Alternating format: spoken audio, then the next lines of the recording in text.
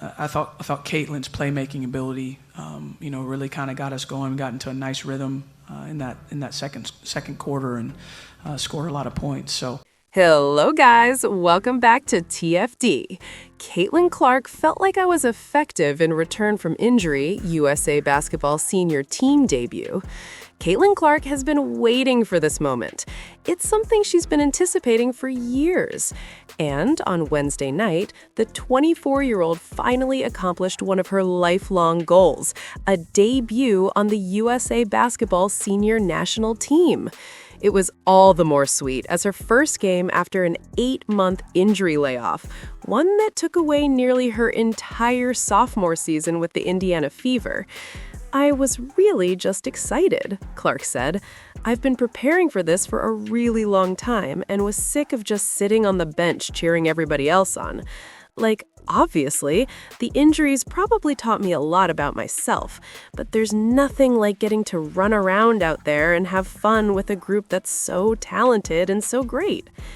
This was Clark's first game since July 2025, when a right groin strain against the Connecticut Sun, then an ankle sprain during her recovery, ultimately took her out for the rest of the Fever season. She spent the entire offseason working to get back to 100% from her injuries, then conditioning to get back in game shape. Clark played 3x3 and 5x5 against practice guys as part of her regimen, but she said nothing, really, can prepare for a true game environment.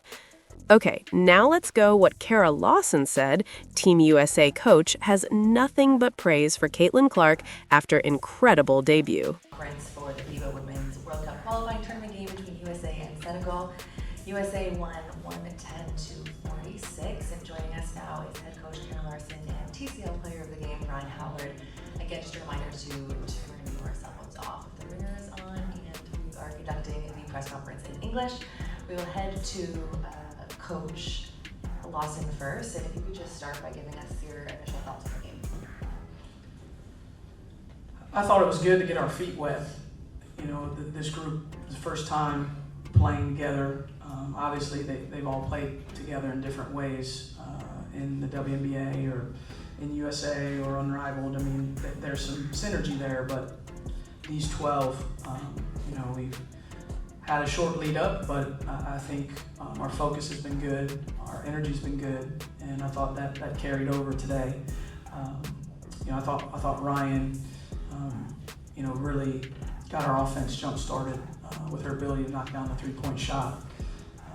I thought Caitlyn's playmaking ability, really kind of got us going, got into a nice rhythm in that second quarter, and scored a lot of points. So a lot of good performances from today. Pleased to get the win and looking forward to tomorrow. And Ryan, we'll head over to you personally as a player and then also as a team, just comments on the game. Like Coach said, it was good to have to go against somebody that wasn't ourselves. We've been battling a little bit in practice, but being able to bring it together and have the same end goal and go against somebody else that we, only had a little bit of time to get to know, I think it was good. We're obviously going to have a lot to work on. Obviously going to have to be better defensively as far as fouling and stuff, because, a lot of teams are going to look at that and want to attack us. Personally, I think just being able to knock down open shots was the key for my success. My teammates kept finding me, and they put their trust in me, so I have to repay them with an assist on the stat sheet. But yeah, I think like Coach said, just being able to have this on our backs now and be able to take something from it into the rest of the games.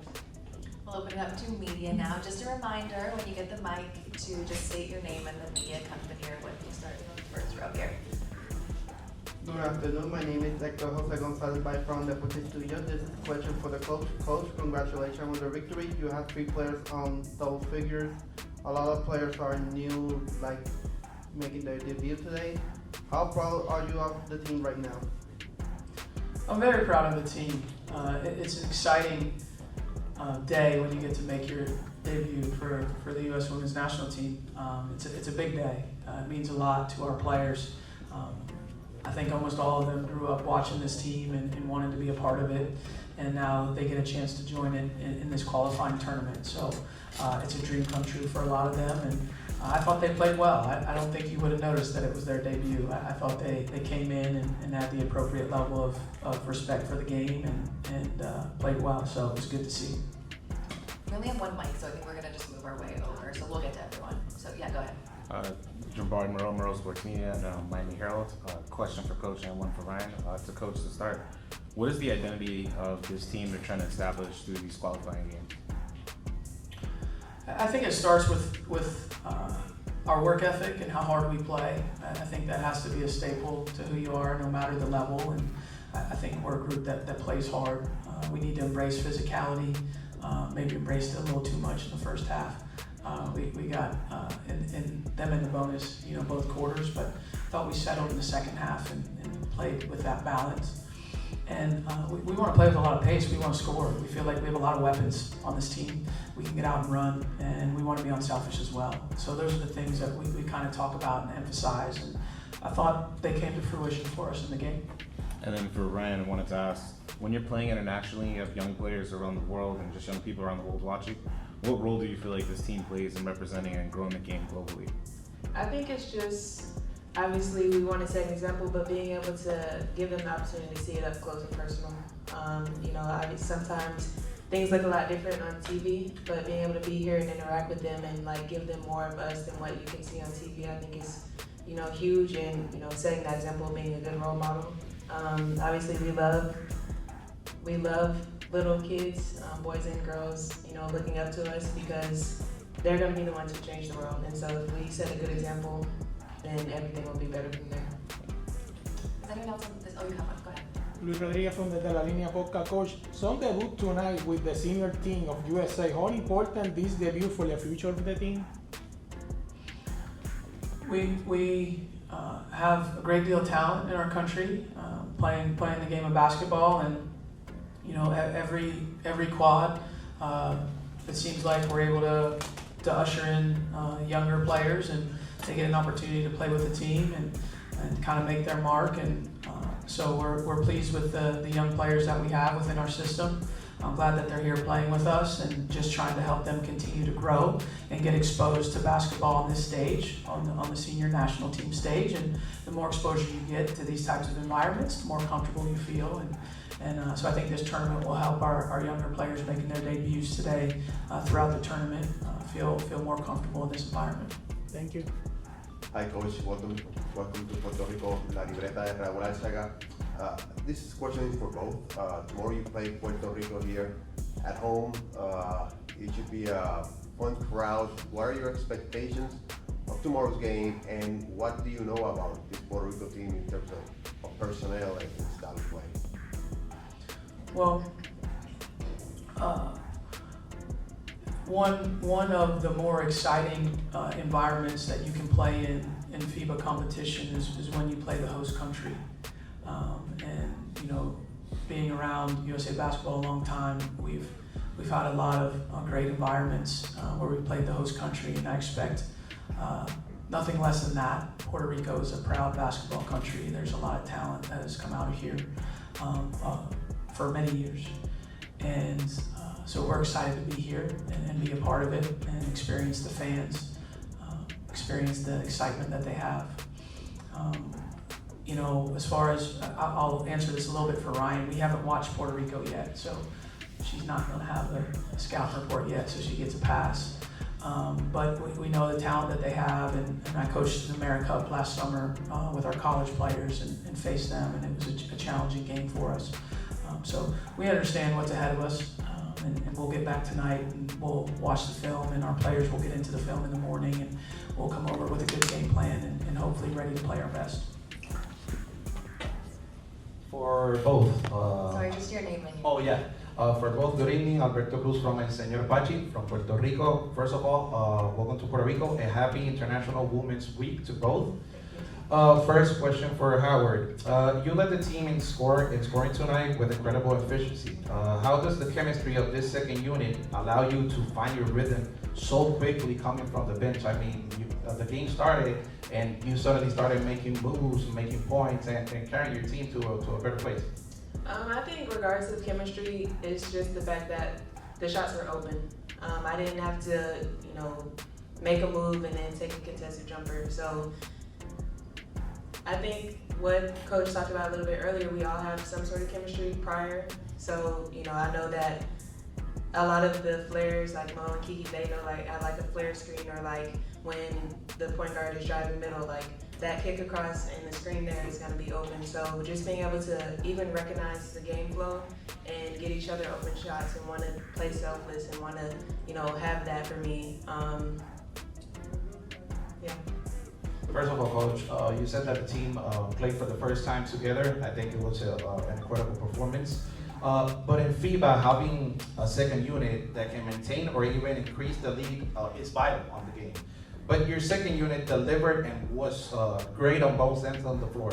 How critical was that performance of the bench, and what are you looking forward to having that same energy game by game?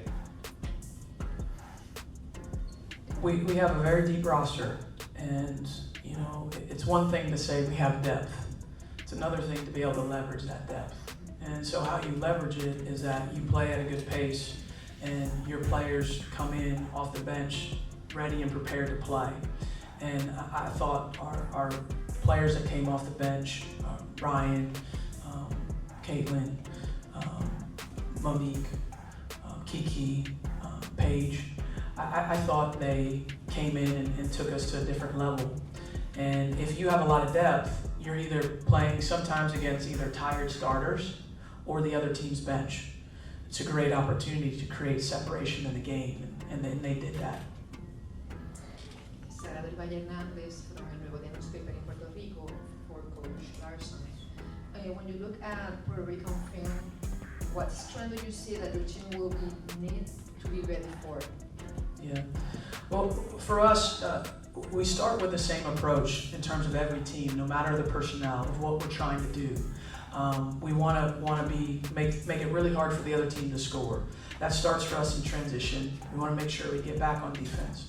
When we get our defense set, we want to be great in one-on-one defense. We want to protect the paint. We want to limit teams to one shot. And so our rebounding has to be really good. Now, if we can force missed shots or we can force turnovers, now we can get out and run.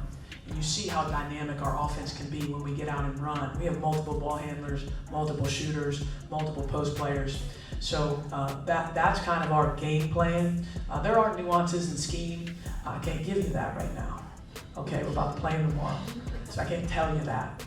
But that's our approach on each end, and we really try to limit them to one tough shot and then see if we can get out and run and play fast.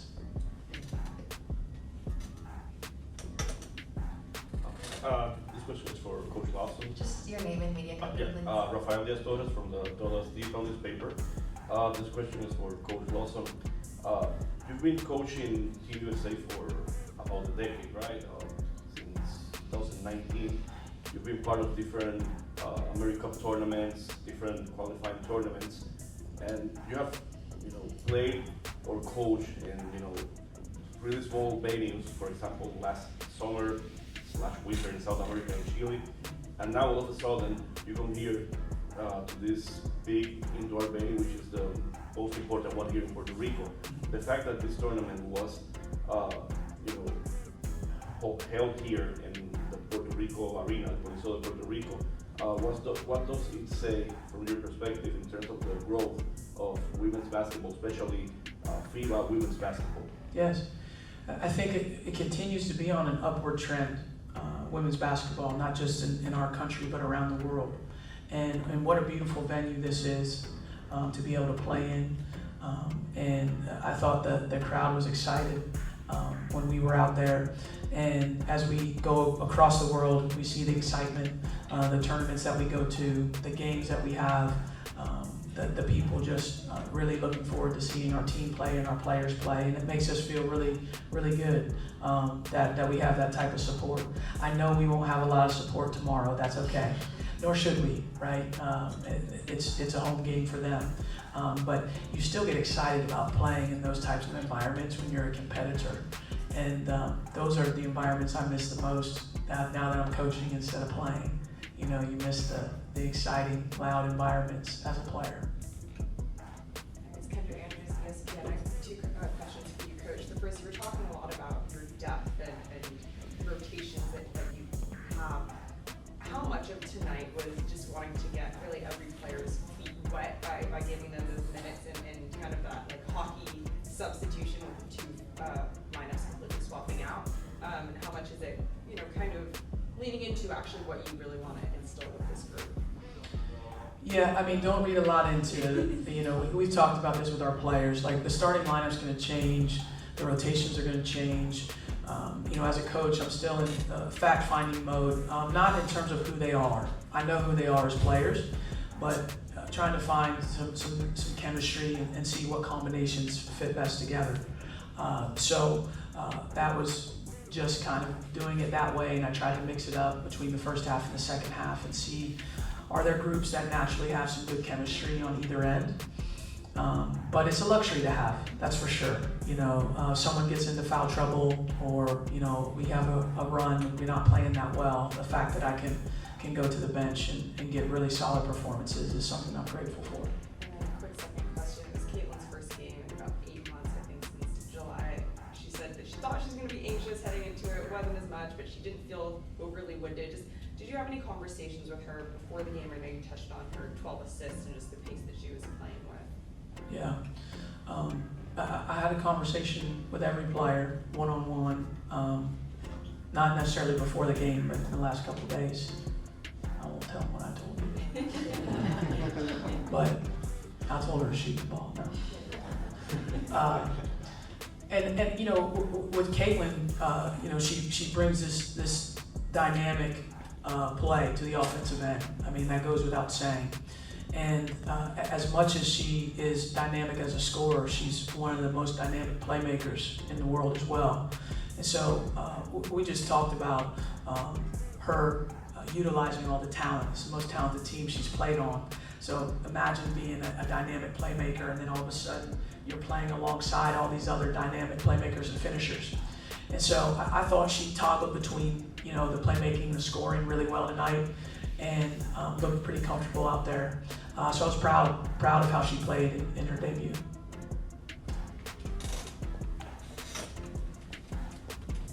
Just one quick counter question. You mentioned that you were looking for combinations that fit well. Which combinations did you like today?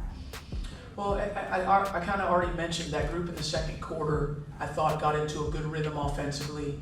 I think it was Caitlyn, KP, Ryan, Monique, and Kiki. I thought we got into a good flow. And when I say combinations that play well, it's not just that they score. It's really the quality of the shot attempts that we're manufacturing. Because sometimes you can have a great offensive possession, it gets a wide open look, you miss it, but like the quality of the shot attempt is high. And then defensively, rotationally, I thought we got better as the game went on, as we were trying to, you know, go against their scheme. We started to figure out like the second and third layer on the backside of rotation as well. So, but I thought in the second quarter that five kind of jump-started us offensively. Thank you, Coach. Thank you, Ryan. Appreciate your time. Thank you. Look, I'm just gonna say it straight up. She looked great out there. No denying that. But at the end of the day, I still think a big mistake was made by not starting Caitlyn Clark. When you have a player with that kind of vision, energy, and ability to control the pace of the game, it just feels like she should be on the floor from the opening tip. And honestly, pairing her with Ryan Howard just makes sense. That combination brings scoring, playmaking, and spacing all at the same time. It's a lineup that could really put pressure on opposing defenses right away. I'm not saying the coaching staff doesn't have their reasons, but from what we saw, it's hard not to feel like Clark deserved that starting spot. Her impact was obvious the moment she stepped on the court. But hey, that's just my take. I want to hear from y'all. Jump down in the comments and tell me what you think. Should Caitlyn Clark be starting? And do we need to see a lot more of her moving forward? Bye, y'all.